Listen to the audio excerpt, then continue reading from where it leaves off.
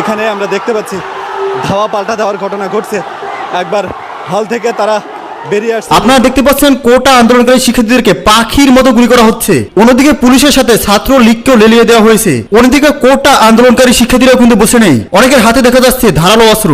বর্তমান সময় কিন্তু ঢাকা শহরের পরিস্থিতি অত্যন্ত ভয়ানক। রাস্তায় রাস্তায় রক্তের বন্যা বয়ে যাচ্ছে। সাধারণ মানুষ কিন্তু ঘর থেকে বের হতে ভয় পাচ্ছে, কারণ যে কোনো মুহূর্তে গুলি অথবা যে কোনো মুহূর্তে দায়ের কোপ খেয়ে যে কারো মাথা ঘাট থেকে কিন্তু আলাদা হয়ে যেতে পারে, এমন একটা পরিস্থিতি কিন্তু ইতিমধ্যে ঢাকা শহরে তৈরি হয়ে গিয়েছে। জানা যাচ্ছে যে বর্তমান সময় ঢাকা শহরে কোনো ধরনের গাড়ি চলাচল অথবা কোনো ধরনের যানবাহন চলাচল কিন্তু বর্তমানে স্থগিত রাখা হয়েছে, কারণ সকলে কিন্তু জীবনের মায়া রয়েছে। কারণ যে কোনো মুহূর্তে যানবাহন নিয়ে যদি বের হয়, তো যে কোনো মুহূর্তে কুপিয়ে কিন্তু সমস্ত যানবাহনকে ধ্বংস করে দেওয়া হচ্ছে। আর বর্তমান সময় কিন্তু অত্যন্ত ভয়ানক পরিস্থিতি ধারণ করছে।